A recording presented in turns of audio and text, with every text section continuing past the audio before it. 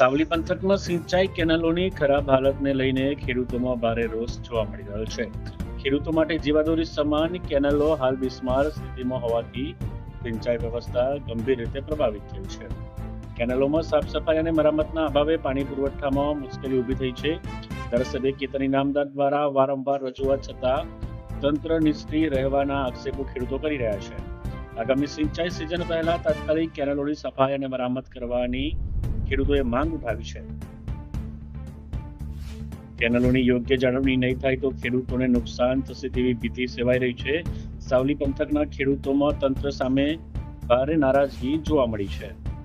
હું કમલપુરા ગામનો વતની છું. હું સરપંચ છું. મારું નામ પંડ્યા જીગર દીપકભાઈ છે. આથી મારે રજૂઆત કરવી છે કે અમારા સાવલી વિધાનસભાના ધારાસભ્ય શ્રી કેતનભાઈ ઇનામદાર સાહેબશ્રીએ ગઈ સંકલન મિટિંગમાં રજૂઆત કરી હતી કે કેનાલોનું સમારકામ અને સફાઈ કામ બંનેની રજૂઆત કરી હતી, પણ તે છતાં ઉનાળામાં અમારી કેનાલની કોઈ જ સફાઈ કામ કે સમારકામ થયેલું નથી. ત્યાં સાહેબને નમ્ર વિનંતી કે એની માટે કોઈક રજૂઆત કરે.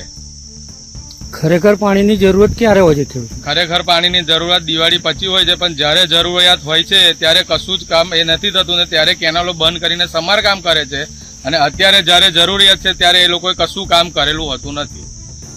માન્ય શ્રી સાવલી ધારાસભ્ય શ્રી કેતનભાઈએ જે રજૂઆત કરી છે સંકલ્પમાં, એના સંદર્ભમાં અમે જે તે સમયે એમનું મૂળ રજૂઆત છે કે જે પાણી ચાલુ થાય આવતી છે એનાથી પહેલાં સફાઈ કેનાલમાં સફાઈ થઈ જોઈએ અને ઘણા બધા કામ પૂર્ણ થઈ જવું જોઈએ. એના સંદર્ભમાં અમે બધા સર્વે કરી અને એસ્ટિમેટ બનાવીને મોકલીએ વિભાગમાં. એ મંજૂર થશે તો આવતી સિઝનમાં પાણી ચાલુ થયા પહેલાં લગભગ સફાઈ કામ પૂર્ણ થઈ જશે અને એ બી કામ બી હાથ ધરવામાં આવશે. આપનું નામ? ફેસલ કાલપા છે.